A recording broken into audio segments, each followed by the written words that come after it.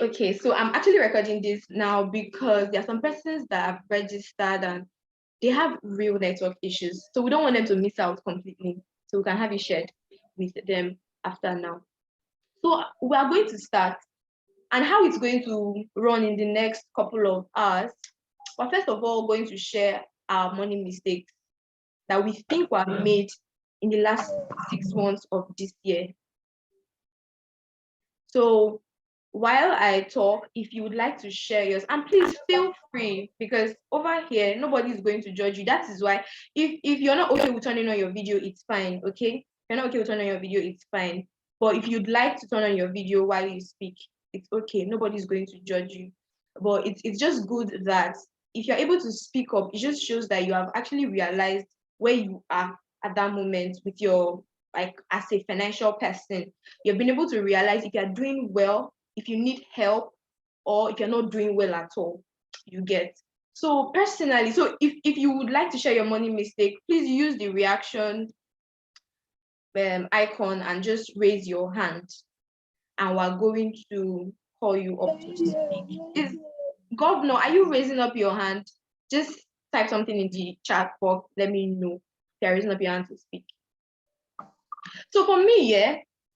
Okay. I see somebody's hand up. I'd go first. So for me, yeah, one money mistake that I am sure I made, whether it was intentional or not, I'm not so sure about that, was the fact that at some point when I started, yeah, I was disciplined with my budget. So it got to a part where I would draw it, and along the line, I don't follow it. Yeah, it might surprise you to know that, but like, you're the money girl, you're the finance manager. How is it that you are not now disciplined with your budget? It happens sometimes. And I was able to find out that the reason why that happens is maybe because I get too excited or too carried away with the moment. So let's say the money comes in, maybe money I'm expecting or money that I'm not expecting comes in, and I draw up a budget, and it's going to be like, so most times what I do is I draw up a budget even before the money comes in. So the budget is just there, so that when the money comes, I just know that, okay, this is going to this is going to that is going to this. You get. That is what I do. So most times when the money now comes, I might now get so carried away with the moment that I don't remember. I just have in my head that, okay, I had written down that this is going to go to this and this is going to go to that. But I don't remember to go back to my book and I'll go and check how much did I really write for this. And at the end of the day, or at the end of the month, when I need to draw, okay, who is not unmuted?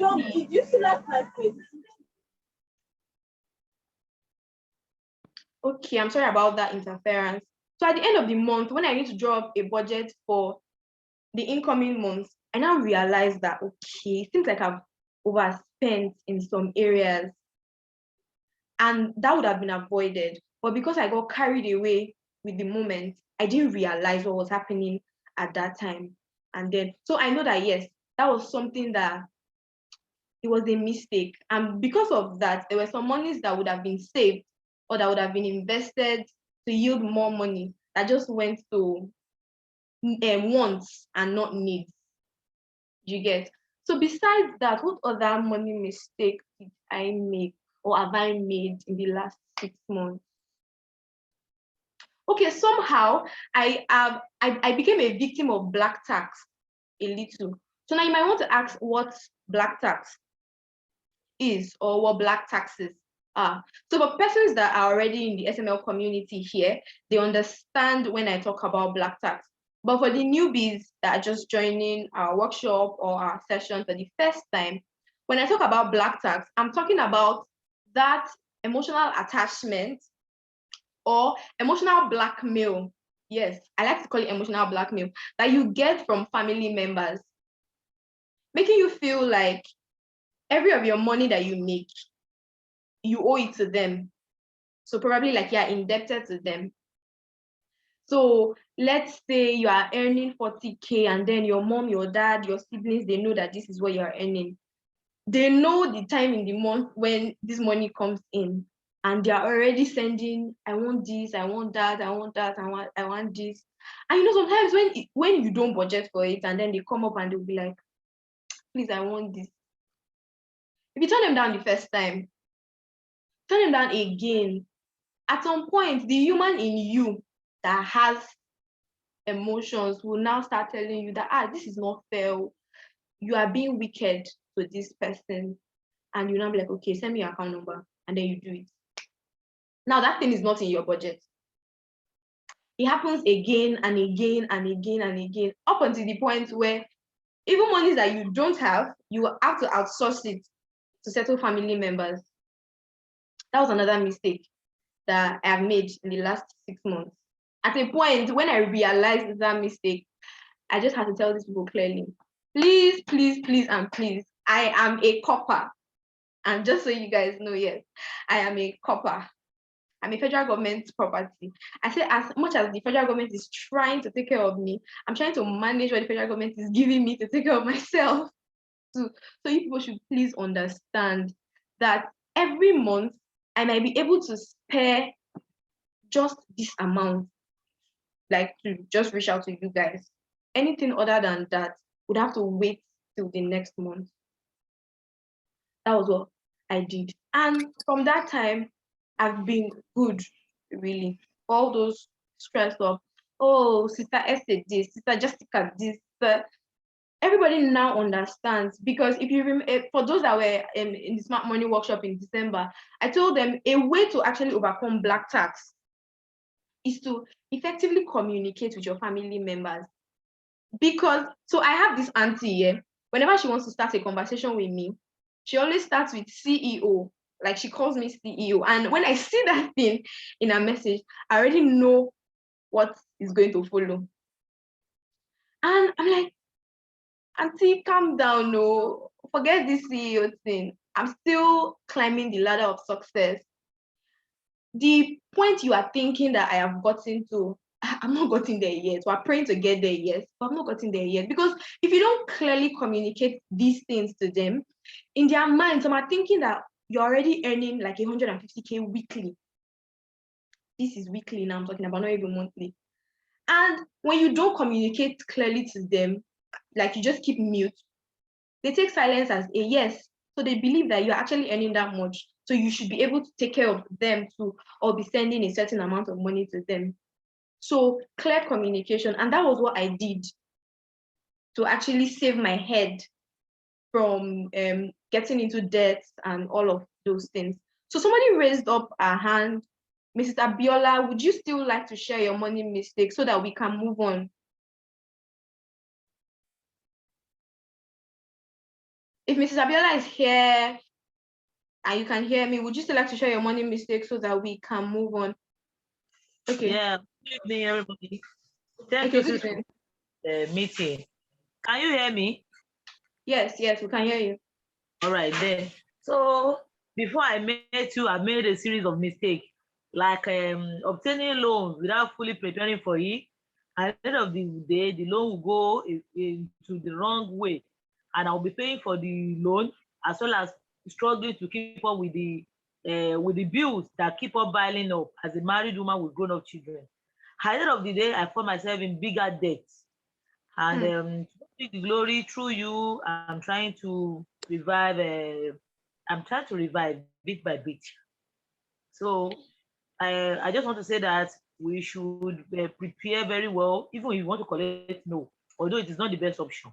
But then, if we have to collect it, we should be fully prepared on how to pay it back, on what we want to use it for, and we should have some saving plan in place in case of some unforeseen circumstances. Thank you. Thank you so much. Thank you so much, Mrs. Abiola, for sharing your money mistake that you made in the last 6 months. Like I said before, the fact that you're able to speak up and share, it just shows that the first thing it shows is that you are admitting the state that you are currently financially. So you can choose not to speak up and you're still telling yourself that it's not a mistake. I know what I'm doing. It's best that you speak up so that we can actually clear whatever it is that you're having in your head and in your mind. You see, this loan thing, we actually talked about it during the workshop last year. And I think even from January till now, I've always brought it up in the community, on my WhatsApp status, in my space, really. I just really ask, loan or no loan? Probably, I think there was something a conversation I put up some time ago, and I was asking, if you would want to get a car, should you take a loan or not? And I was able to dissect that and give the reasons why you can actually take a loan and why you shouldn't take a loan. So for Mrs. Abiola's case, and to everybody here, when you want to take a loan, this is something I always say. If you are going to use that loan for something that is going to generate, for an income generating asset or an income generating service or an income generating product or an income generating business idea, and you are sure it is income generating, underline those two words, income generating. A loan is not a bad thing, really. Most of these big companies, that is what they use to scale. Most of these big individuals, that is what they use to expand their businesses and introduce new products and all of these things. Why do they excel at it? It's because they clearly analyze and weigh their options. And then they see that, okay, I'm putting in this loan here, and in the space of maybe 6 months, 3 months, 1 year, 2 years, I'm going to be able to generate monies enough to to keep as profit and also repay the loan and the interest that comes with the loan. But if it's not for an income generating asset, if you're taking a loan to go and change your wardrobe, or you're taking a loan to go and buy hair, I really don't understand what you're trying to do at that time, really. Or you're taking a loan because you want to afford a lifestyle to please other people. I really don't know what you're doing that for. I don't know what is what income is going to be generated from that means. I really don't know. So when you're taking a loan, think about it. What I'm going to use this loan for? Would I be able to generate income from it? If you won't, you should try other options. And other options are personal funds, funds from friends and family members.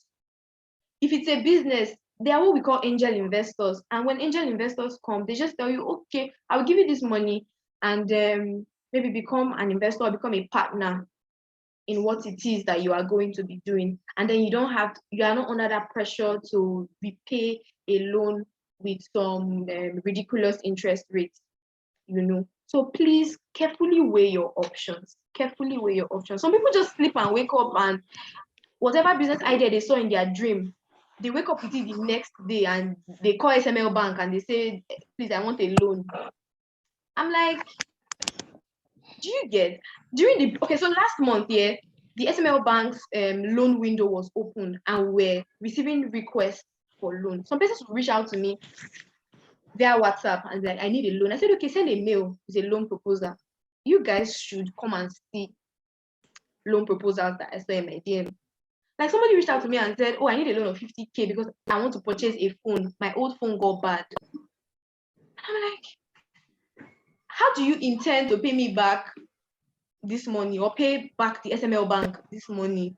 Are you kidding me? Some will just come and say, oh, I need the loan because I want to buy a bike and start a dispatch riding business or a delivery service business. And I'm like, have you done this thing before? Do you have experience? No. Have you done it before? No. Do you have maybe a partner that has experience? No. How do you now intend to do this thing? Because it is so risky that if I give you the money today and you buy the bike rider might run with the money tomorrow. Or you don't even know how to structure the balance and take things, and then the money just goes like that. So all these are things that we should carefully think about. So because of time, I don't think we might hear other people talk about their money mistakes, but please, you can drop it in the chat box. So I would also be looking at the chat box and communicating from there. So what I think for some persons that also, yeah, okay, so if there's anybody, I think the only person that I might want to give room to speak now, if you had like major money successes in the last 6 months, yeah, so it won't be like we're only talking about our mistakes and where we got it wrong. So I'm sure some persons got it right too. Yeah, so I would like to know where you got it right as well. So personally, I think where I got it right would be, so the times where I was disciplined with my budget. So out of 6 months, I would say I was disciplined with my budget in like 4 months of the last 6 months. And in those 4 months, it was simply amazing. So if I said I budgeted this particular amount for family and friends, I was disciplined enough to follow it. And I was really, really happy about that. And what that helped me do was, so when I talk about budgeting, I always tell people you don't budget the whole amount that you receive as income. So let's say the whole amount you receive as income is 50,000 naira or is 100,000 naira. You can draw your budget on 80K, and the 20K will just be like reserve. And when you're drawing the budget on 80K, remember that you are factoring inflation and all these other things that might just happen. So what I saw that do over time was that as a salary earner and as a core member that gets paid at the end of the month, so when I get paid at the end of the month, I'm still so liquid. And when I mean I'm still so liquid, liquid in the sense that, okay, or solvent. Yeah, I think solvent is the best word. I'm still so solvent in the sense that till the end of the month, when I'm expecting another pay, I'm not broke. So I stay solvent from my previous pay date till my next pay date. There was no point where I was like, oh, like I am completely broke. Mm-mm. So for me, yes, that was a win. That was a win for me. So if you have a win that you'd like to share, so maybe you said in the first 6 months you were going to acquire stock, or you're going to learn more about stock, or you were going to buy a house, acquire a land somewhere, please use the reaction button, raise your hand. We're going to give you room to speak. Share your money successes with us too, please, because you could just be encouraging somebody here that missed it for the next 6 months. So please, if you would like to share, I'll leave the next 1 minute. Okay, Providence Brave, would you like to speak?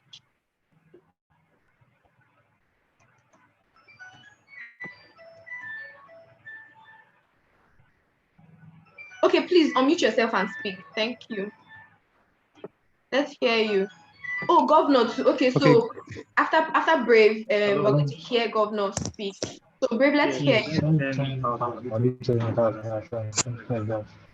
Okay, good evening. Good evening, Providence. Am I clear? Yes, you are very clear. And you can turn on your video too, so let's see you. I think my picture is fine. So okay, please go on. Please go on. okay, so I have like 60 seconds. I think one of the things that was a win for me for the first half of this year is I should I say I got a little bit free on my finances. Like I didn't do budgeting. But what I did that helped me in cutting down the money I spent was I had to like develop an expenses manual, let me call it that, or an expenses list. So when I go out in the morning and I get back in the evening, the first thing I do is write down every penny I spent throughout that day. Amazing. So I'm writing the dates, I'm writing what I spent the money for. And I've already drafted out a list. So I'm putting transportation, food, and others. So, and what that helped me do was, in a particular week, I saw that I bought bread a lot. Like a lot of my money was going to bread, like bread. And and within the 1 week, bread has moved from 600 naira to 800 naira and 1,000 naira. Wow. And I was like, so I'm spending this much on bread. And you don't own a bakery. And I don't own a bakery. Can you just imagine? So, and I said, okay, the upper week, I'm going to cut down the spending on bread. So I stopped bread.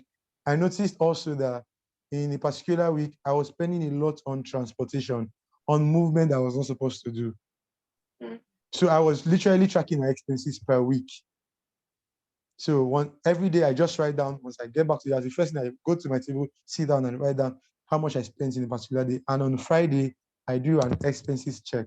So once I see that there's a particular expense that was recurring and I can do without it, I take it out for the next week.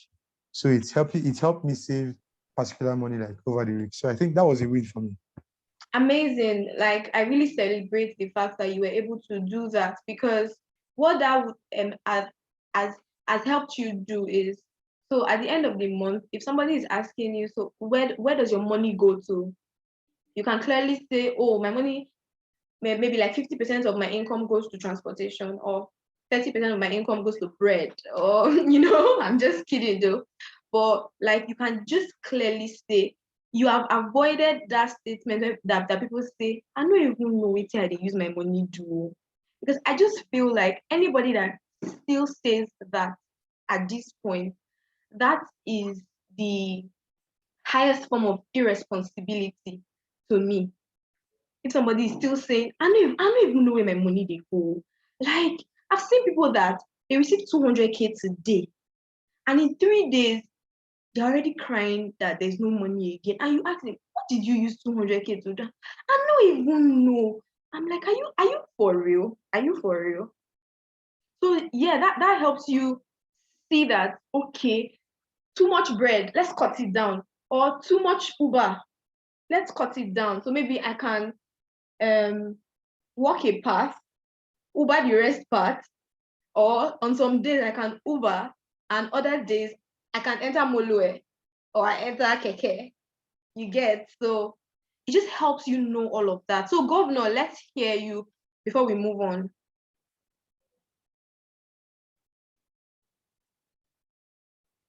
If Governor is here, is Governor here? Can we hear you? Okay, yeah. Good evening, everybody. Good evening, you're welcome.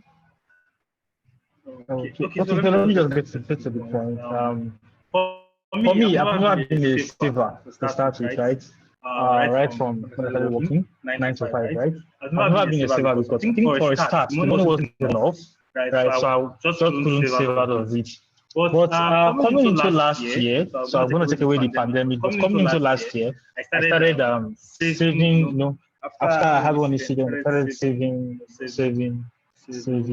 Yes. Not really like the way I You are would, echoing. right? Yeah. Okay, I think maybe it's because my AirPod or something. Let me disconnect it, please. Okay, Just a please, minute. because it's difficult for us to understand what you're saying.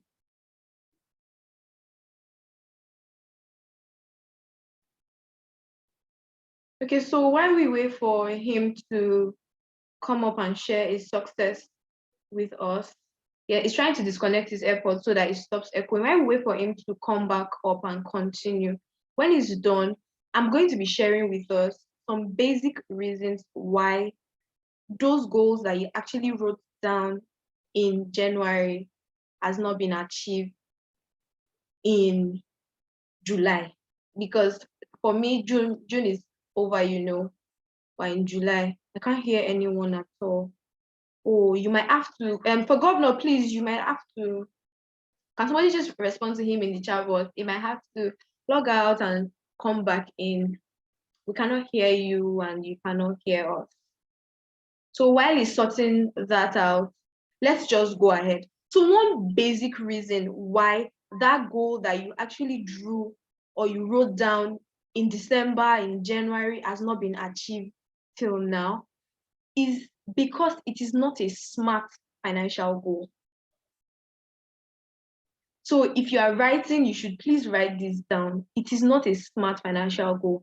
And somebody might be asking, are you trying to say that my financial goal is stupid? Why are you saying it's not a smart financial goal? No, that's not what I mean. Not smart in the sense of not being stupid, but then smart as in S for specific, M for measurable, A for achievable, R for realistic, and T for time-based. Yes, when you draw normal life goals and you use the SMART parameters, same thing applies when you need to draw financial goals that would work. They need to be smart. If they are not specific, not measurable, not achievable, not realistic or time bound or time based, you will just be living life anywhere belle face. Sincerely. So when you drew these goals in January, you were excited, you were exhilarating, you were so happy that, oh yes, in 2022, I'm going to in 2022, I'm going to plan that trip to Zanzibar. I'm going to go to Zanzibar for the weekend. I'm going to go to where are these places? Please, people should be telling me in the chat box. I'm going to go to the Caribbean. I'm going to go to the Banana Island. I'm going to go, and you were really. I'm going to go to Miami, and you were really excited when you were stating all of this. Okay, if you are ready to continue, Shedrack. I think Shedrack came back as governor, so you can just tell us that you are ready to continue, and we would have you. Can you? Okay. Can you guys hear me now? Yes, yeah, we can hear you clearly. Okay, so I think for me, it turned around in saving more. Started from when I watched Smart Money Women on Netflix, right? And so watching that series by I think it's Arise, right? I think Arise, Smart Money Women series. So on that series, it showed different types of personalities Yes, with money. Arrested. And I just saw somebody that was like me, which was Nancy, right? Nancy was like me.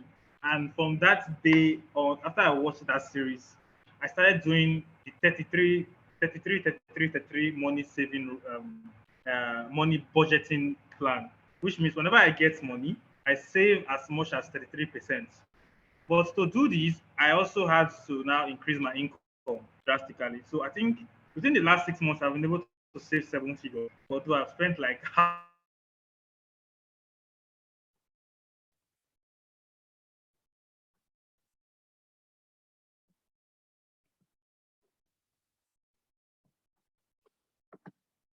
Can we hear him?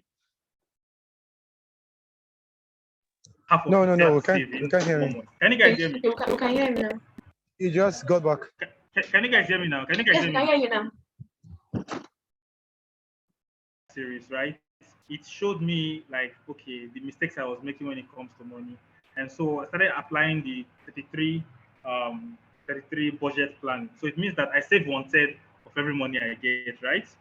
But before I could do that, I had to increase my end income. You get, I had to increase my end income drastically. So within these 6 months, I was able to save 7 figures, right? Like as money just comes in, I just remove. So I'm no longer. I don't.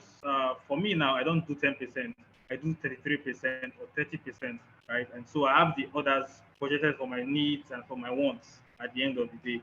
You get.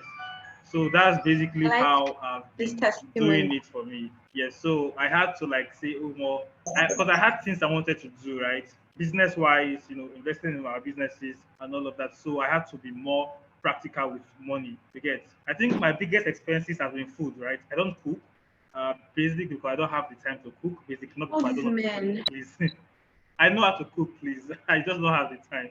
I only cook during weekends. But then most of my money is spent on food, right? And all of that. So I think I spend around 45, 50K every month on food or something a little bit above that, right? And all of that. Then the rest goes into, apart from the savings, the rest goes into maybe doing stuff, sister, mommy, stuff like that, black tax, like they usually say, and all of that. So I think basically I've improved in my savings, like in my game. Like I was able to like improve that after watching that movie. And I think finance is something we all have to take into like take very seriously, honestly speaking. Because there's nothing as beautiful as when you have money saved somewhere that you know that if the world is ending today, you know that you still have, no matter the expenses that come, because basically expenses are at your own level. So it's not like you're going to get an expenses of like 10 million naira or something like that, right? But expenses come at your own level. So no matter what, even if it's 100K or 200K, you're able to share the bill and continue moving. But most importantly, you have to find a way to increase your income, right? that's something I do. As a business owner, I'm a Facebook ads specialist. So I make sure that every month I'm running ads, you get, because that's where the money comes from anyway. So I make sure that I'm running ads, I'm spending a lot of money on ads every month to ensure that the kind of money I want to make, right, I'm actually making it. So and also you must have income like your revenue targets, honestly. So if you are somebody who sells products like I do products and services, right? If you're selling products, for example, or services, you should have a daily income goal. So whether it's one sale a day or two sale a day, these things would just help you configure your mind to work very hard. And if you are working hard and making more money, you will then be able to have more money to save also at the end of the year. So this has been my experience for the past 6 months, and I'm looking to do far more better by the end of the year also. Thank you so Thank much. you. Thank you so much. It was amazing hearing you share your testimony. Yes, it was really beautiful. And before I go on, Thank you. please, if you have not read the Smart Money Woman book or you have not seen the Smart Money Woman movie, so something that is really special about me is that anybody that comes into my space and stays for a while, you must hear me talk about the Smart Money Woman book or the Smart Money Woman movie, or Arese Ugu, who is the author of the Smart Money Woman book. So there's the Smart Money Woman book, which is the first edition, and then the second edition is the Smart Money Tribe. So because they know that for Gen Z, like me and you, that might not really want to sit down, hold a book, or read a soft copy, they now said, okay, since you don't even want to go and read the book, come and watch the movie on Netflix. So the movie is on Netflix, so you can check Netflix for Smart Money Woman. And the book is not just for ladies, yeah. It just cuts across all gender, whether you're single, you're married, whatever status that you are, you're a student or you're a graduate, you should see the Smart Money Woman movie. Currently, they are preparing to release the Smart Money Tribe movie. So watch out that space. You're going to be. It's a really, really great book, especially for people that are still trying to get their finance intact. I really recommend the Smart Money Woman book or movie to them. So, like I was saying about not setting smart money goals. So, for those persons that are just joining us, I'm actually sharing with us reasons why those goals that you had set earlier. So, as you join us, please mute your mic. So, those goals that have been set in December, in January, why they've not been achieved, it could be because they were not smart financial goals. And right now I'm going to be sharing my screen so that you would understand. So please, as I do, if you can see my screen, please just let me know. Can you guys see my screen? Can you guys see my screen? Somebody should unmute and just say yes or no. Yes, yes. Yes, ma'am. Okay, great. So like I said we all have financial goals that we want to achieve. We get really excited with these goals at first. I remember when we were about to enter the year, I told a few of my friends, by December, we're going to plan an all-girls trip, whether you guys like it or not. It was and it still is a financial goal for us. But the thing is, as soon as we hit the way and we start experiencing some hurdles or a few bumps, we may give up. And some of us, we do it so quickly. In March, we already started giving up that, oh, maybe because you have said in December you are going to plan a business trip to a particular country and your business partners are no longer as enthusiastic about the thing as you are, you now just give up and say, I beg, I'm not even doing it again. These people are killing my vibes. And then you just no. So really, how can you set smart financial goals and achieve them? So, like I said, your goals have to be specific, measurable, achievable, and time bound. So, what does it mean for your goal to be specific? Be clear on what you want to accomplish. Ask yourself, how this goal will put you in a better financial situation? You can't get what you want if you don't know what you want. So I can come and say by December I want to travel. It's enough for me to say by December I want to travel. Travel to where? That goal is not specific, it's vague. But if I come and I say by December I want to travel to Dubai, so it's specific. Dubai is a country that I want to go to. And then I can also say, okay, how much is visa to this place? How much is flight tickets to and fro this place? What's the accommodation like? I can only do all of that because the goal is specific. If I'm just saying I want to travel, I cannot ask about visa. I cannot ask about tickets. It makes it difficult. Your goal has to be measurable. Make your financial goals measurable by quantifying it so you can evaluate your progress and overall success. So now that I've said I want to go to Dubai, I can now say, okay, for me to get my, maybe, for example, flight tickets to and fro is about 2 million naira. I can measure it now with 2 million naira. Abi, that's a clear number. And I also said I want to travel to Dubai in December. I can still measure it that between now and December is another 6 months. So I want to travel in the next 6 months to Dubai, and the tickets cost 2 million naira. You see that I can measure it with amounts that I'm going to spend, and I can measure it with the time that it will take for me to achieve the goal. Measurable. Achievable. One of the biggest obstacles to achieving a goal is setting your expectations too high. You see this part? I said it clearly when we were having the smart money workshop. You and I know, as much as we have faith as Christians, and we like to think it, see it, and believe that it will happen. When you are setting your goals too, at some point you need to be real with yourself. You need to tell yourself the truth. So I'm explaining achievable and realistic side by side. You need to be real to yourself. So this is me saying, for example, I'm saying that I want to travel to Dubai, flight tickets 2 million naira in the next 6 months, and now I'm not doing anything. Let's say I'm not even a copper. I don't work for anybody. I'm just sitting in my parents' house, eating and saying, "Mommy, thank you, Daddy, thank you." Nothing, no plan, no savings anywhere. And it's not as if maybe my father is Otedola or is Dangote that can say, "Oh, my daughter, I just bought you tickets and just go to Dubai and enjoy yourself with your friends." None of all these things are there. And I'm telling you that I want to travel to Dubai in the next 6 months and my flight tickets are 2 million naira. Even the Bible says that when you somehow that the Bible says that faith without works is dead. Abi. So your goal has to be realistic and achievable. If I'm saying all of these things and I don't have anything to achieve, I don't have any source of income, I'm being unrealistic. My goal is unachievable. And time-based is what I explained there before. So because I know that I have 6 months time frame to achieve that trip to Dubai, it's going to help me follow through and stop me from procrastinating. It also helps me keep myself accountable.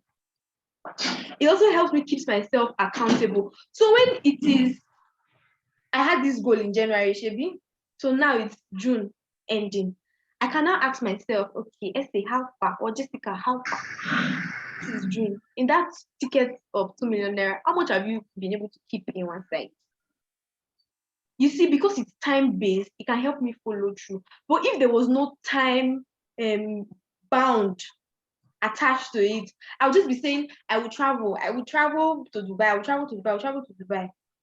I will not be able to follow through. And I'll keep procrastinating because if by June I've not saved even 100K, I can say, oh, don't worry, before August, I will save 200K, or before I will save for my master's. For example, I want to go for my master's. So let's change the example from the Dubai trip to me saving to go for my master's. And I'm not even clear when I want to go for the master's. I'm just saying I will go for my master's in Canada. You don't have a plan of when you want to go for the master's. You're not even checking out schools that are accepting international students. You don't know what it will cost for the application fee and all those things. And on your diary, you wrote down, number 1, I will go for my master's in Canada. It's not a smart financial goal. So your goals have to be specific measurable, achievable, time, realistic, and time-based. I'll give an example, a practical example of implementing the SMART formula in your money goals. So number one, let's use the example that you want to pay off a debt. So let's not even call it a credit card debt here now, because this is Nigeria. So let's say you want to pay off a debt. Now you have accumulated a debt and you want to pay it off using the SMART formula. For it to be specific, you can now break it down and say you want to pay off your debt in full. Right? You're telling yourself, I want to pay off my debt in full. Write it down. How is it going to be measurable? You now ask yourself, how much money am I really owing? Sit down, think. If it means you even calling your debtors, maybe because you have forgotten, your creditors rather, call them and ask, sorry, I don't have money to pay you now, but I just want to find out the exact amount. They will tell you, write it down, get the total amount of the money that you are owing. Let's say, for example, what you are owing is 150,000 naira. Because you have been able to attach your money to it now, it makes your goal measurable. Now, your new goal is, I'm going to pay off my 150,000 naira debt in full. Let's move to the next step. Let's make it achievable. How do you do that? To achieve this, you will need to take actionable steps that will help you track the progress. Now, to successfully pay off a 150,000 naira debt, let's say you want to pay it off between now and December, in the next 6 months. You'll be able to put, if you're able to put 25,000 naira aside every month from now till 6 months, you will be able to clear your 150,000 naira debt. And it will also help you avoid accumulating additional debt.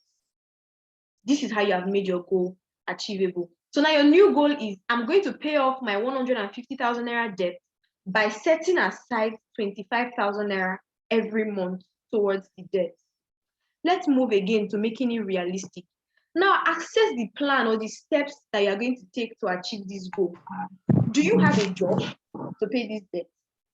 If you even have a job, the salary you get from the job, is this something that if you remove this 25K every month, you will not die? Ask yourself, if you know that if you remove 25K every month, you'll not be able to survive, please cut it down. Nobody will kill you. I've not heard, it has happened that in Nigeria and all these jungle justice, we just hear that people are just taking adverse actions on debtors. Otherwise, they don't need to kill them. So now you don't keep person really. So if the 25K is too much for you to be paying every month, reduce it to 10K or 15K. The creditor would even be happy that at least you are paying something out of it. Do you get?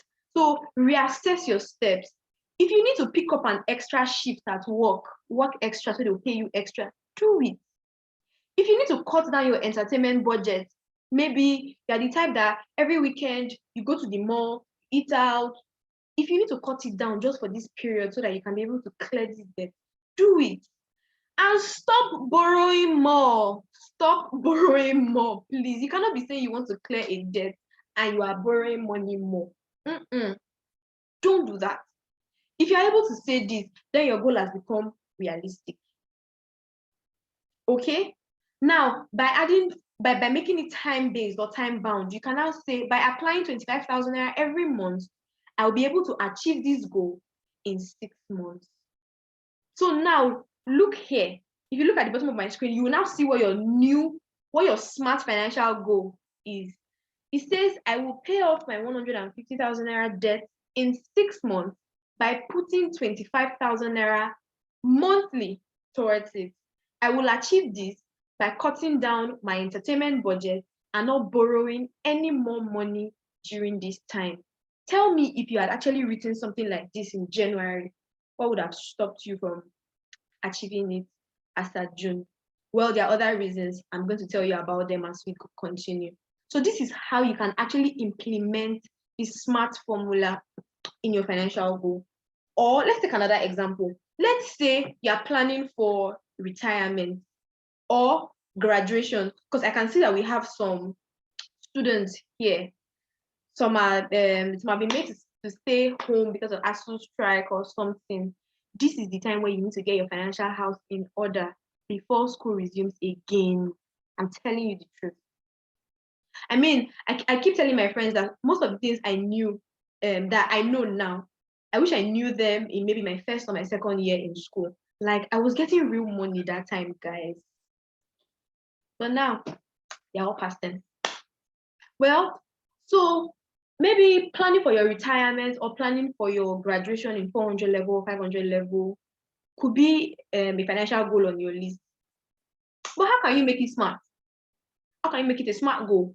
So by making it specific, you can now come and say, if you're planning for your retirement, if you just say, oh, I'm planning for my retirement or I'm planning for my graduation, it's still too vague. It's not specific. It's not clear. There's no clarity in it. You can now come and say, I will be contributing a minimum amount or a certain amount monthly to my 401k to save for retirement is much more specific. So for those that don't know what a 401k is, a 401k, for those that work, it's a company-sponsored account for employees' retirement. So employees, a certain amount of the employee's salary goes to that account and just piles up, while the employer also had some contributions into that account, depending when the person will retire and they will get that money. So if you come and now say, I'm going to be contributing a minimum monthly amount to my 401k to save for my retirement, it's much more specific. Or I'm going to be setting out a certain amount to save for my graduation as an undergraduate student. Now remember, when I say save for your graduation as an undergraduate student, I'm not saying save for your graduation so that the day you graduate, you will do dorime and you squander all the money. No, I'm saying it because, and that is one of the packages that we have at the SML Bank. We have the student study account. That account is for undergraduate students. And we set up that account because we know how hard it is outside. The day you drop your pen and say you have done and dusted. Auntie and uncle, if you don't want dust to enter your eye after you have done and dusted, you need to start putting your financial house in order now. If not, after you've done and dusted, dust will enter your eye again.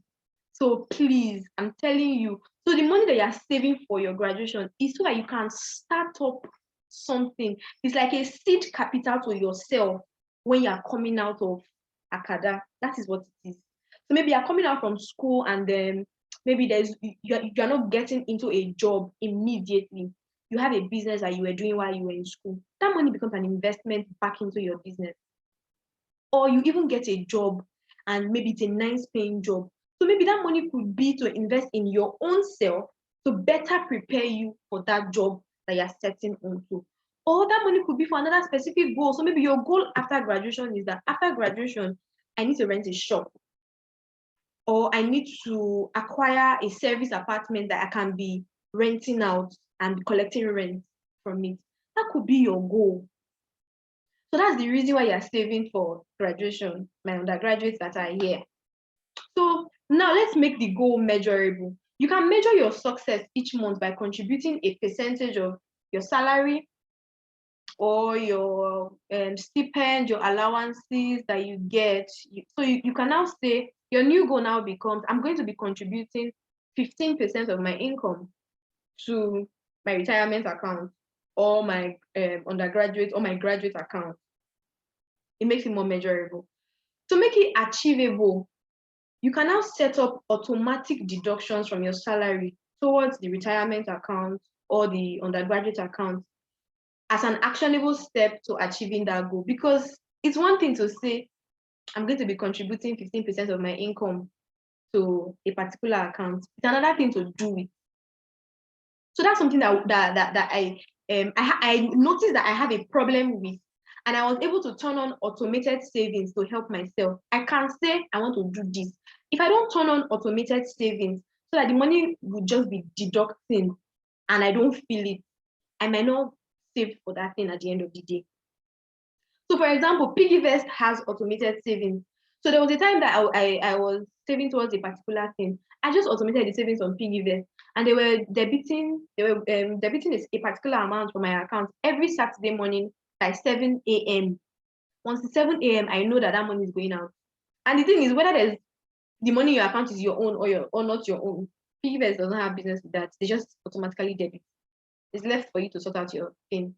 And that automated savings actually helped me, because that's how I would have just been there saying, I will save, I will save, I will save. And I wouldn't have done it if not for the automated savings. And at the end of the period, when I went back to check what I had saved within that time, I was amazed. So turn on automated savings to make it achievable for you. To make it realistic, determine if this goal is realistic given your current financial situation. Ask yourself, like I said before during when I was explaining the debt goal, if I make my salary, if I reduce my salary by 15%, will I be able to live on it? Will I be able to survive? If you think you cannot survive, you can reduce the amount that you are going to be contributing to the retirement account or your undergraduate account, or you lower your monthly expenses. So something that I always say, and to just shed more light on what Governor said when he was talking, I said on this journey of financial freedom or financial literacy or financial success or whatever it is that it is to you, there are two sides on the lever. You either increase your income or you reduce your expenses.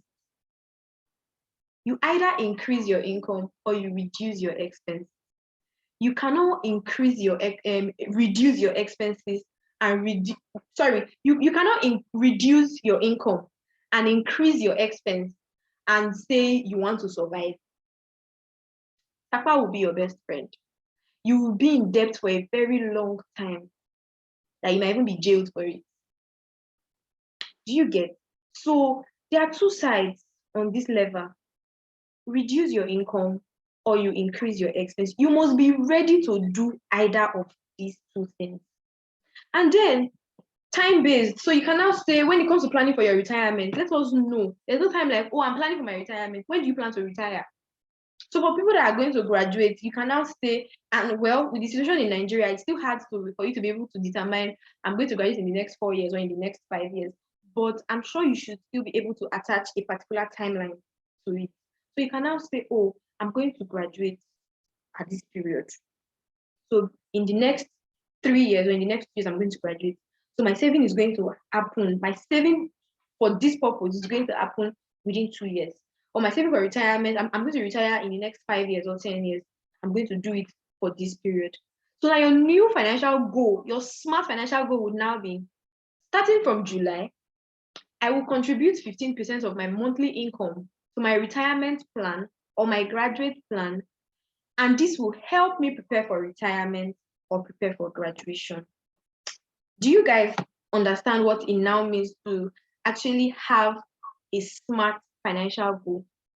If you understand, go back to those goals that you actually wrote down in December or in January and ask yourself, are they really smart money goals? Are they really smart financial goals?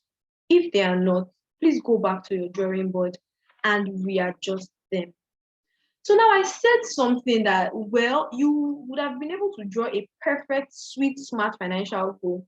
Does it now mean that you would automatically achieve all of them? There are still some factors that might make you not achieve them. And one of it is lack of self-discipline.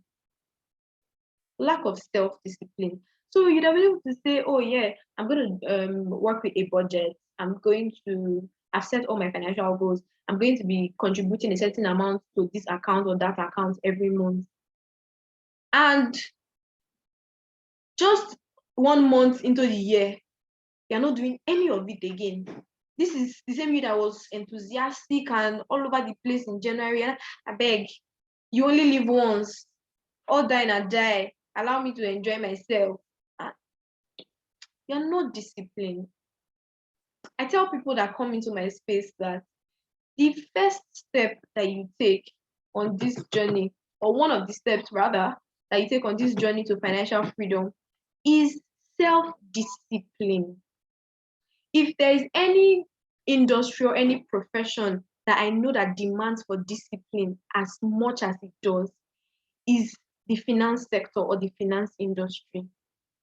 or when it comes to dealing with your money or your financial issues, you have to be disciplined. I cannot be disciplined for you. The most that I can do for you is to be your accountability partner. And that's what we're doing here tonight. So we had people that they came into our space in December from the Smart Money Workshop. And now in June, we're now asking them again, how far you don't go with your financial goals. I be you don't shine your eye, really. That's the most that I can do for you. Be your accountability partner. I can't put a gun to your head and say, you actually set this goal in January. Why have you not achieved it? I'm going to kill you. No, that can't happen. So you have to be self-disciplined. You have to tell yourself that in this month, if I say I'm going to spend XYZ on luxury, for example, maybe just to spoil yourself, maybe you get parfait, buy pizza, and just spoil yourself a little. Once I spend that amount, that's it. I'm not going to spend more than that. I'm not going to spend anything over or that is not in my budget. It takes self-discipline to draw up a budget and to follow it. It takes self-discipline to set smart financial goals and smash them. Another thing that could also deter you, apart from setting smart financial goals. So yeah, the big thing that I kept and I would keep ringing in your heads till you leave this place is that you should set smart financial goals. You should set smart financial goals. Now, something else that is not smart financial goal that could deter you from achieving your money goals that you had set prior to this time is black tax. So you remember what I said about black tax. So for some persons that are just joining us, black tax is a really serious problem, especially in this part of the world. People just feel like, oh, I'm indebted to my... Yes, the Bible says honor your father and your mother, B. But then the Bible did not say your father and your mother should suck you till you are dry and then there's no money. Because the truth is, if you go broke tomorrow, these people will still tell you that you were not prudent enough, or you were not a wise money spender or money saver, or you have now become like the prodigal son or like the prodigal daughter. They will still be the one to talk. So as much as you have obligations to your parents and to your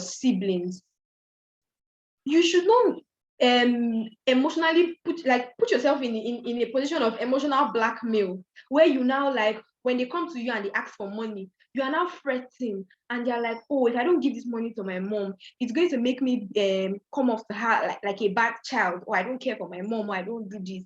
And see, there are times when I've gone to the market with my mom with my market list, and when we're in the market, or let's say maybe I have a project that I'm handling, because I do project management.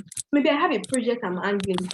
I've drawn up a budget for the people I'm handling the project for. They've sent me the fund needed for the project. And now this is not me telling my mom though, but I'm just sharing it with you guys.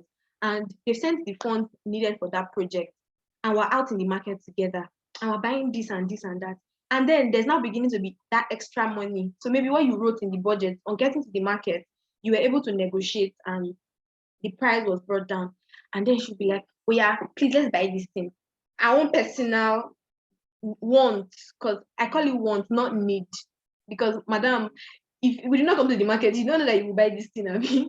So I call it want, and she'll not be like, let's buy this and let's buy that. And that's where I talk about clear communication, like I did in the beginning. That's like, mommy, be calming down. You realize that this is not my personal funds. These funds belong to these people. I'm being accountable to these people because I'm managing their project. If it was your project and maybe I'm not your daughter and I'm spending the money on my family members, money that you gave me to actually execute a project, what are you going to think of me? And she will now calm down. So clear communication, I said it before and I keep saying that clear communication is one way to overcome black tax. Clear communication is one way to overcome black tax. So I'll share another personal experience with you guys again. So from, I think early May, I was beginning to face just a little or a lot of pressure from family members. Jessica, this essay, this one, I want money for that. And I just let them know the major financial goal I was having at that time. So one of my goals for the year was to start my professional course in becoming a chartered banker. And when I got on that path, when I started seeing the financial obligations that were in it, I knew that I was in for a lot. Now, I'm not ready to go and be meeting them to ask for, I need money for this, or I need money for that. I'm going to sort this thing out by myself. So because I don't want to be reaching out to them a lot, I need to be fully prepared for it. So remember, I set a smart financial goal about it.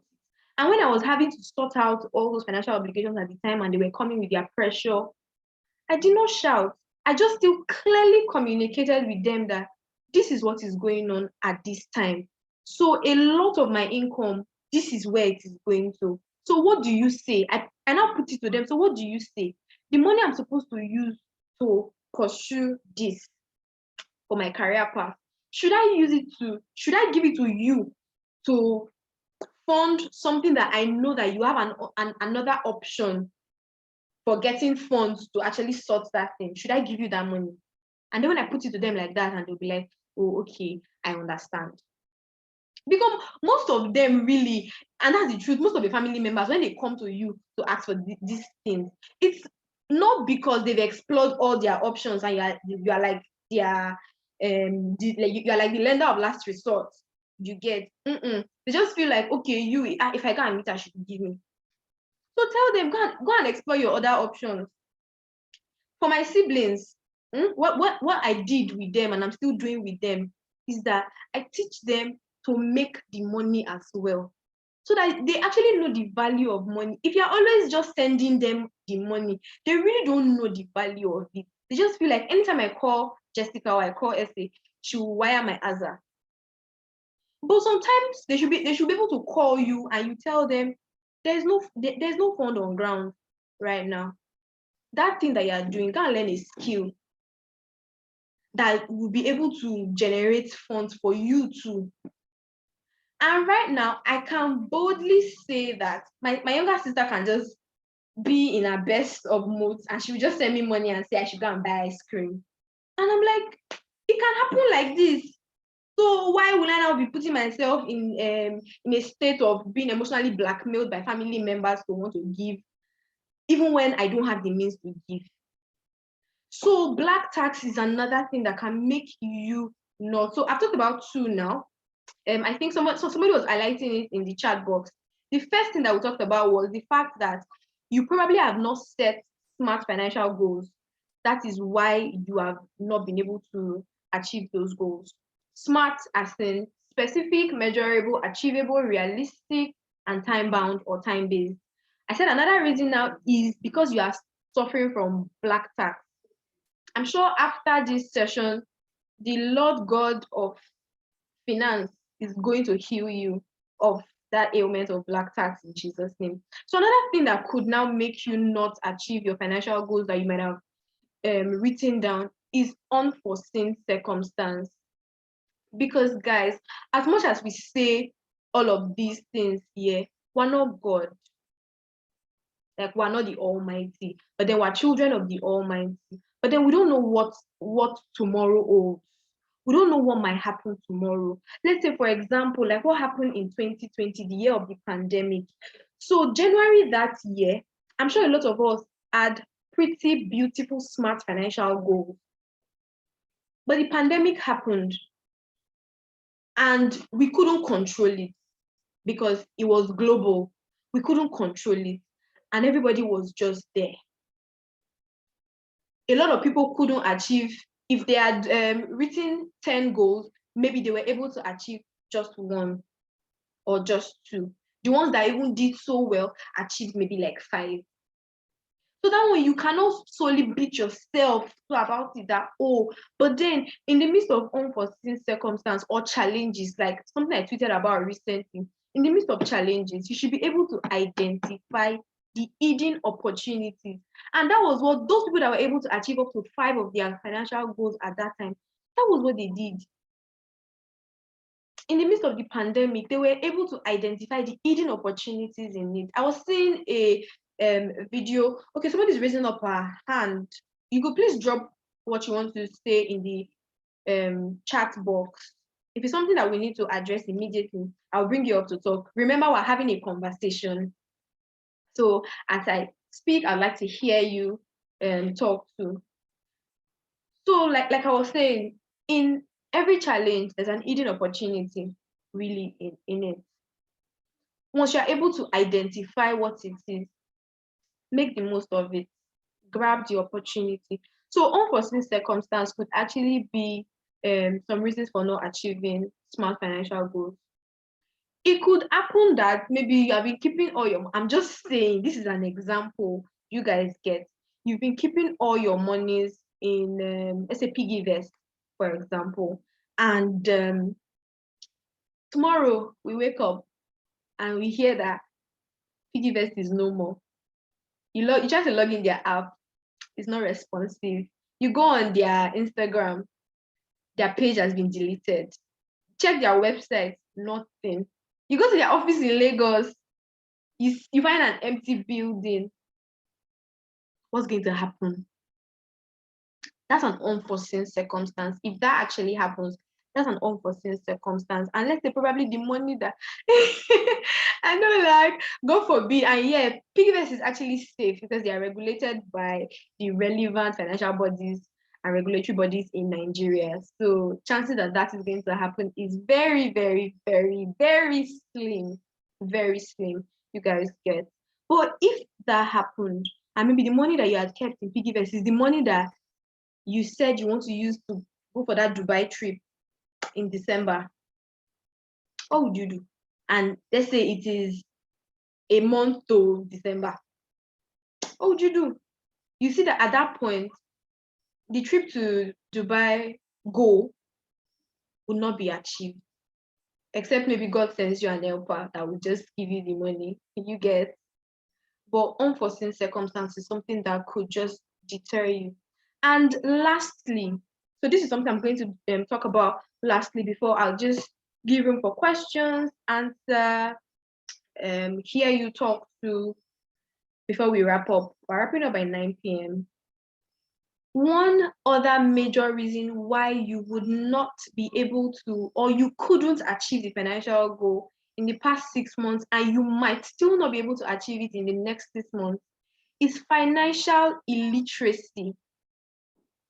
Guys, financial illiteracy is a disease. And as a money doctor, as a financial doctor, that is something that I am keen on healing people from, financial illiteracy. Let's say you set a smart money goal in January that by December 2022, I would like to acquire stocks or shares of 5 international companies and 5 national companies that would cut across technology, consumer discretionary, energy, and all the other sectors. You have set this goal, Abby, but the financial illiterate in you doesn't even know where they can find this stock, doesn't even know how they can acquire this stock, and you just be there. And because you are not somebody that might be willing to learn or ask or even speak up, you just be mute. You just be mute and you don't even seek or ask for help. You don't ask for help. How do you intend to achieve that goal really? How? It's almost going to be, it's almost impossible, except maybe you now meet somebody like Jessica or any other personal finance manager that asks you, what are your money goals? And then you guys just begin to dissect and talk about it. That is the only way that you can be able to, smash that goal. Otherwise, you just be there saying to yourself, I have people in that they were with me from December. They kept saying they want to invest in stock this year. This year is their year of investing in stock. That was even the watchword. This year is their year of investing in stock. January has gone. February has gone. June is ending in the next 4 hours. They don't even have a Bamboo account yet. And they want to invest in stocks. How do you intend to do that? It's almost impossible. So financial literacy is something that has eaten deep. And if you really don't speak up and ask, oh, Jessica, I want to do this. How can I do it? And we'll take you through the journey. So maybe your financial goal is that you want to acquire a land. You don't know any real estate agent. You have not even gone for maybe survey and just ask questions. Who are the big boys who are the big boys in real estate right now? You have not done all of those things. And you keep saying that you want to buy a land, you want to buy an apartment. So let's say you have been saying you want to buy an apartment in Amen Estate. You have not gone to make your inquiry in Amen Estate. You don't even know how you can maybe draft out your budget in such a way that a particular amount will be going to that, your goal to owning an apartment in Amen Estate. You don't even know how to go about all of that. You don't know the formula that works for budgeting. You don't know all of these things, yet you keep saying that you want to be a real estate god by December. How is that going to happen? Financial illiteracy for me is like, it just even covers not creating or not drafting smart money goals, because if you can't draft a smart money goal, it means that you are still financially illiterate. It just means that you are still financially illiterate. And with communities like the SML Financial Community, a free community, and the SML Premium group that is paid, the Telegram channel, where we also just share tips about finance, about business, personal finance, business finance, finance for married people, finance for single people, finance for graduates, undergraduates. Small, like they would say in pidgin, small, jete by jete, your mindset towards finance will start changing. I know a lot of you, and for some of you here, I don't know you too, but I know for a few of you here, when you actually came into my space, I knew what you were at that time, and I know how much you have grown from that time till now. So if at the point where you met me, your financial literacy on a scale of 10 was like 2, right now, especially if you are intentional about it, I'm sure you would be able to rate yourself above 5, or the least would be 5 right now.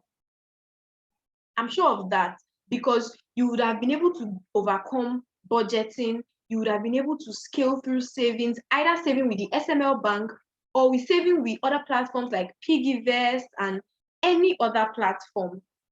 I'm not a preacher of commercial banks though, but it just depends on your financial goal and how you are able to just play around it. Then you can just do the old commercial banking thing. Otherwise, fintech is the way, the truth, and the life right now. So you should have been able to overcome the savings problem, the budgeting problem, and then start taking steps towards the investing path. So in the next 6 months, go back to your drawing board, go back to your diaries, go back to your notepads. Ask questions like, were my goals smart? Am I a victim of black tax? Has the problem been unforeseen circumstance? Are there circumstances that I can control or not? Am I a financial illiterate? Don't be shy. The day you answer all these questions and you see that it's all negative, please feel free to reach out to Jessica. Let me be your personal financial friend. Let me be your accountability partner. Let me be your financial doctor. Really, your financial well-being is my utmost priority. That is why whenever I talk to you, I don't solely sell the SML bank and say, oh, you must bring your monies to me to manage. I have to be your portfolio manager. You have to open a savings account with the SML bank. No. I will sell Piggyvest Market. I will sell Bamboo and Trove and Passfolio and RiseVest and all these other fintechs. I will sell their market.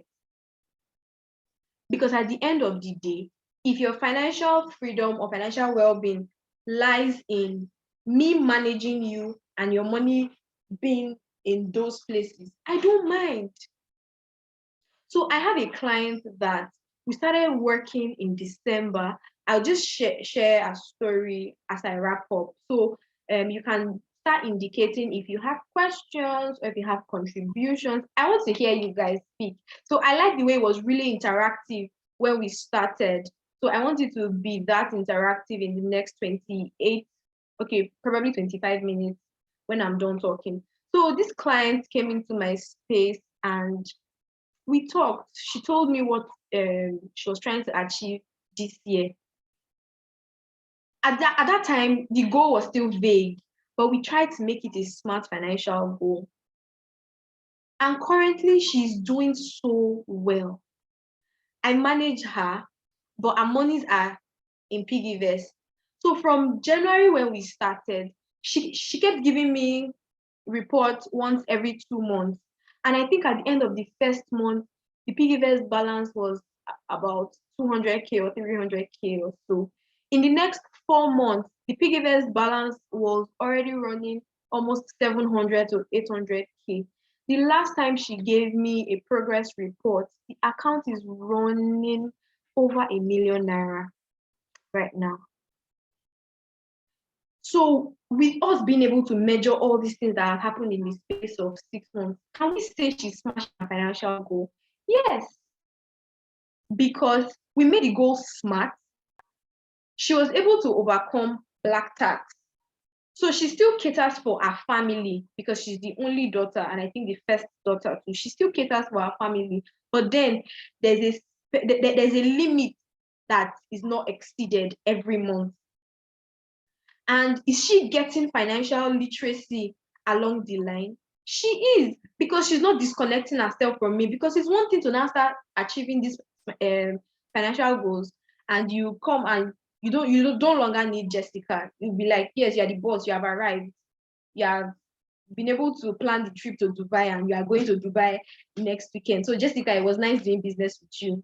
Bye-bye. And then you just go like the prodigal son, and you now come back when you have squandered it. Yes, OPE is safe. Oh, yes, OPE Safe Lock and OL is safe. I recommend OPE as well too. And then you come back broke and broken. And yeah, like, Miss Jessica, I really don't know what happened. I'll tell you, you really do know what happened. You allowed it happen. So please, please, and please, I'm encouraging you with all that you have heard tonight.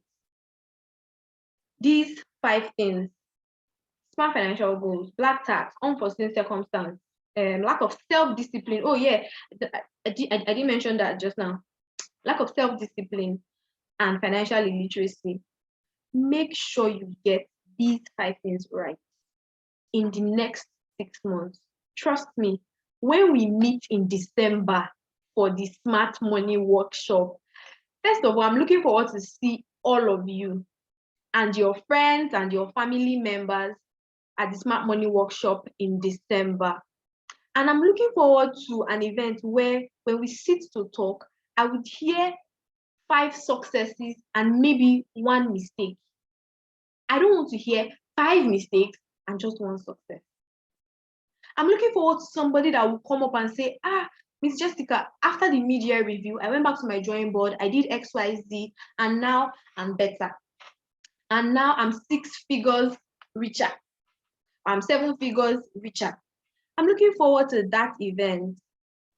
So the Smart Money Workshop in December is our yearly event. Like I said, I'm really excited about it, really, because we're going to start awareness, we're going to start publicity, you're going to start seeing a lot about the Smart Money Workshop from next month, from the next 4 hours. July is 4 hours away from now. So you're going to start seeing a lot about it, and we're counting on you guys to help us spread the word. preach the gospel about the Smart Money Workshop. We're going to be sharing all the relevant information about the Smart Money Workshop with you when the time comes. So at this point, I'd like to say a very, very, very big thank you to everybody that joined this live session. For those that are going to be watching the replay too, thank you so much. For those that stayed from the beginning till now, for those that joined in the conversation. So I don't know if anybody wants to say anything. Please use the reaction icon. Raise your hand. Tokena Precious, your hand was raised up before. Can we hear you, please? And if you don't mind, you can turn on your video. Whoever wants to say something. Thank you so much. You guys are amazing. Okay, I think we're going to hear Precious speak. So Precious, let us hear you. Okay, Ma, please, I don't want to turn on my video. You know, it's fine. It's fine. Good evening, everyone. Good evening. First of all, when I went to school, I wrote down my budgets, the food items, the tea fare, because my school, you always buy food, you're not allowed to cook. So I wrote down the budgets, the food, the tea fare, then others too. And I'm the kind of person, I don't know why, I'm still battling with it. I don't spend for myself, but I spend for others. So that actually limits me from January to this May, June now to this June. Then I realized, because I didn't start my savings earlier, because I was spending.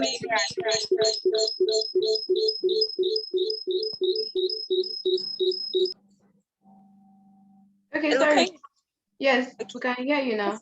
Because I was spending here and there. I'm the kind of person that black tax is always hitting me back to back. I'm still trying to overcome. But I can say now, but I've actually realized and I've overcome that and I've restrained those parts. Then I'm still working on it. Then I'm saving now. And I'm seeing the progress. That God is really helping me. I'm seeing the progress. That's what I have to say. Amazing, Precious. Thank you for that beautiful feedback. Thank you so much. It's good that you realize, because like I said while I was explaining black tax, those people that you enjoy spending money on, that you're doing Father Christmas for, the day you go broke, 1 out of 10 will come to your rescue. They will still be the ones to say, yeah, she's old story. It was that time that she used to have money. Now she's broke. Nobody wants to come and associate with a broke person, really. So, okay, I see somebody else raising his hand. Alex, you can unmute yourself. So please intentionally overcome that issue of black tax in the next 6 months. Alex, let's hear you, please.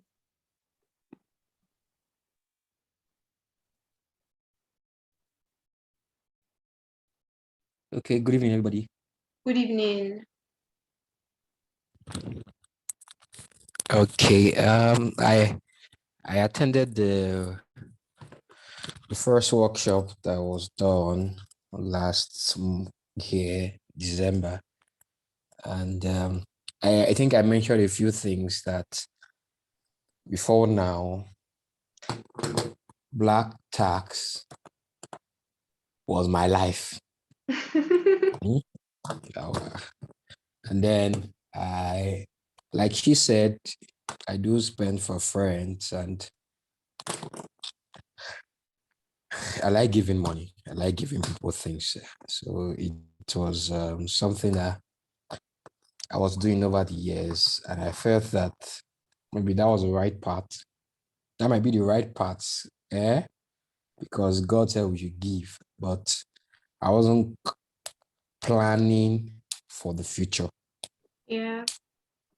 And then after the workshop, it took me like 3 months to digest, look at what I was doing before now, the things that I did I ought not to do. Yeah. And I started working on myself. So before now, if I want to buy anything, Yeah. I usually don't have a budget. But I noticed recently, even if I want to buy popcorn, yeah, I'll go to my notepad, I'll write it down. Popcorn, 200. Transportation for this week, 200. I had several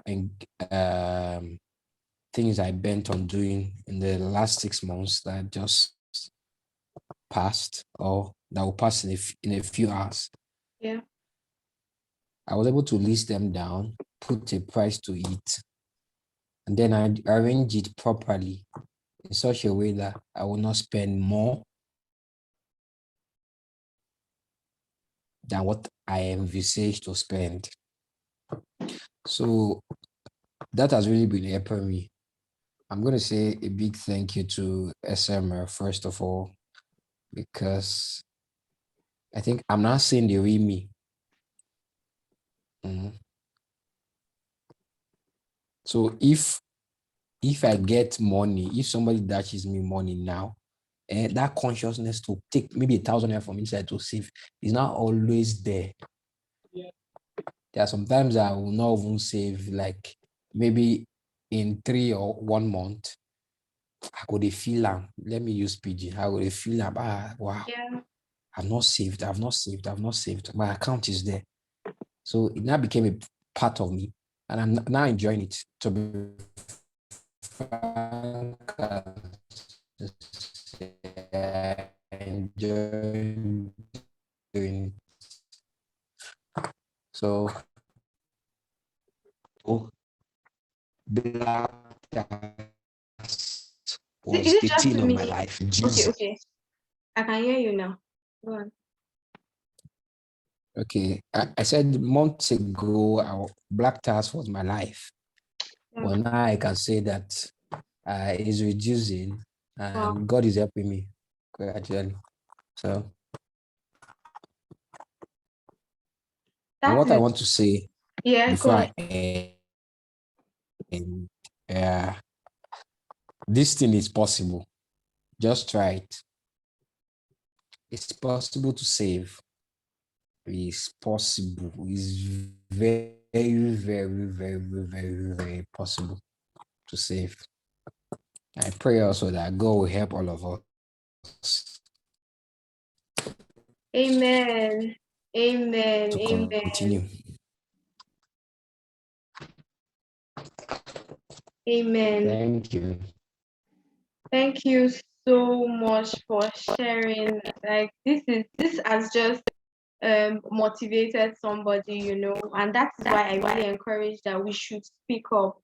I'm sure somebody somewhere is just saying, can I actually cultivate the savings culture? Can I actually do it? But then this is just a charge or a challenge to somebody that I can actually do it. I can actually do it. I just saw in the comment section that someone is saying he saved his first million naira. Actually, you can imagine. And when I always talk to you about savings, I tell you so that you can be able to beat the inflation, you should involve in savings that give you really juicy interest rates that save your money. That is what the SML bank does. That is what savings platforms like Piggyvest, that's what they do. Because remember that I say what 1 million naira can buy today, 1 million naira might not be able to buy it in December. But because you put your money somewhere where if you put 1 million naira today, by December you're not going to collect 1 million naira. You're going to actually collect more than that. You get. So it's it's actually better. It's actually better if you put your money in platforms like that. You get. So that is really, really amazing to hear from you, Alex. I saw Jeminu raise his hand. Jeminu, please let us hear you talk before we wrap up. And please, guys, immediately this session ends by 9. Please check your inboxes. There is a link that you're going to see, and that link is we're asking you for feedback from this session that you joined in tonight. We want to hear your feedback, and the feedback is actually going to help us serve you better.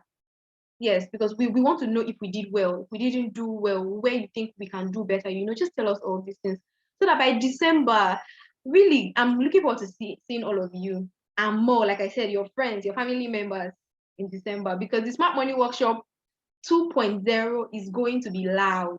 The city of Warri is going to hear it. If Gemino is still on this call, can we hear you? Jeminu, please unmute yourself and speak. We really, really want to hear you. Please, Jeminu. If anybody else wants to speak, share their experience or anything, even if it's not with SML, if it's not with Jessica, please share it. Share it, please. Let us hear. And we'll just salute whoever it is that helped you climb that ladder or achieve that. If anybody else wants to speak, please let that person speak now. And not forever remain silent. We'll still ask you to speak again. So please let us hear you. Jeminu, please let us hear you. Please. Let me ask to unmute. So maybe you could speak up then.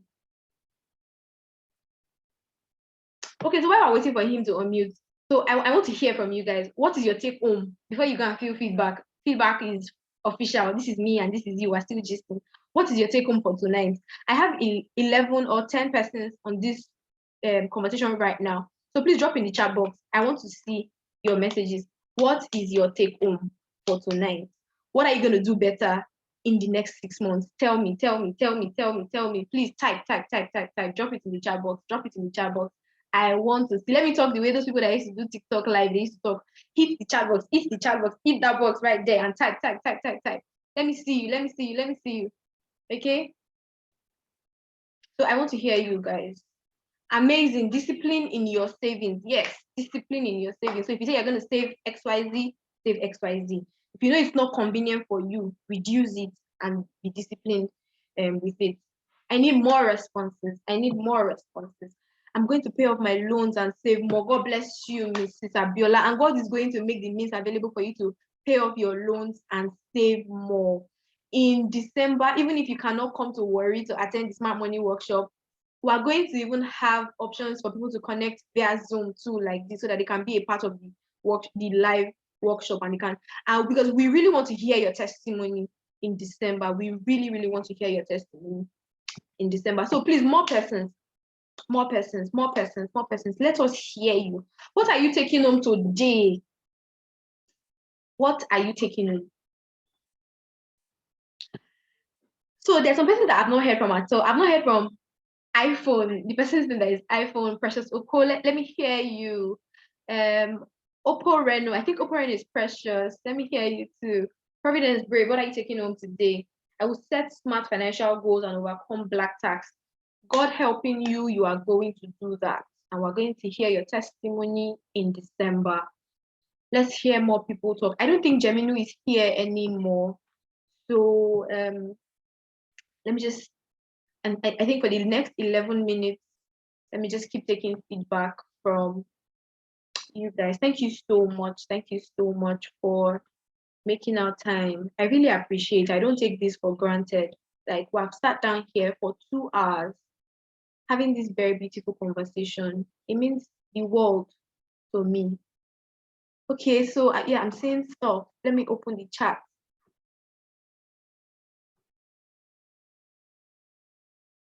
Okay, I saw somebody say, that's my financial goals. Save more, overcome black tax, set smart money goals. Beautiful. I'll work on increasing my income because these expenses no get respect. Remember, I said 2 sides on the lever. Increase your income or reduce your expense. Reduce your expense or increase your income. Those are the 2 sides on the lever. It's left for you to make the decision. Increase your income or reduce your expense. Reduce your expense or increase your income. With that being said, I want to formally bring this meeting to a close. Thank you so much. You guys are amazing. You guys. Oh, I just got another feedback. Thank you, Jessica. You're going to set smart financial goals. You're going to track your daily expense. You're going to save more. Yes. Let's do all of that. Nobody said they're going to read the Smart Money Woman book. Nobody said they're going to see the Smart Money Woman movie on Netflix. You people should go and see, please. You guys should go and see the movie. You guys should go and read the book. So maybe, should we even do that during the Smart Money Workshop in December, we're going to live stream the movie, all of us. We just, at some point in this workshop, we'll just turn it to a cinema setting and then we're all going to see the movie, right? And somebody saying better. Before that time, 6 months is still far. December is far. Before that time, go on Netflix and see the movie. So maybe what we're going to see that time is going to be the Smart Money Tribe, which is the second edition that they are currently working on right now. That's what we're going to see together. Oh, you have seen part of the movie, my dear. Finish it. It is amazing. It is amazing. You should finish it. You should finish it. Complete the movie. And I'm going to hear from all of you really at in December. So somebody that was in before and got kicked out by network, Mr. T, I can see you. So please, before we wrap up, we are already wrapping up. Just drop in the chat box what your take home is tonight. Please just drop in the chat box what your take home is tonight. And as part of the mail, I told you guys that once it's 9 p.m., you're going to get a mail with a feedback link. We want to hear from you. We want to know how we can serve you better. And if you'd also like to stay connected with SML or with Jessica, in that mail, you're going to find a link to our free WhatsApp group. You can join the WhatsApp group through that link or subscribe to our Telegram channel. The link is also in that mail and you can subscribe to our Telegram channel. So yes, at this point, without further ado, I'd like to bring this session to a close. I really appreciate your time. I really appreciate your input in tonight's conversation. To those that joined, network kicked out, brought them back, are going to watch the replay. You guys are amazing, simply amazing. And I pray that as you are intentional and are going to be disciplined to taking all these practical steps, the Lord God is going to help you, because at the end of the day, the God factor is the major factor that can make you achieve all your financial goals. Without the God factor, you will draw smart financial goals. You will overcome black tax. You would fight unforeseen circumstances. Gather all the financial knowledge you want to gather. Be self-disciplined. In fact, change your name to discipline. If God is not, his hand is not on your matter like this, what will take you 5 years to accomplish normally, you accomplish it in 10, 15 years. If God is not on your matter, if God is in or on your matter, what will take you 5 years to accomplish? With the knowledge of all these things, you would accomplish it in the next 6 months to 1 year. Trust me, you would. So thank you so much. Thank you so much. God bless you. Thank you to, I see all your comments in the comment section. Thank you too. Good night. And I'm going to see you all at the Smart Money Workshop in December 2022. God bless you all so much. Thank you.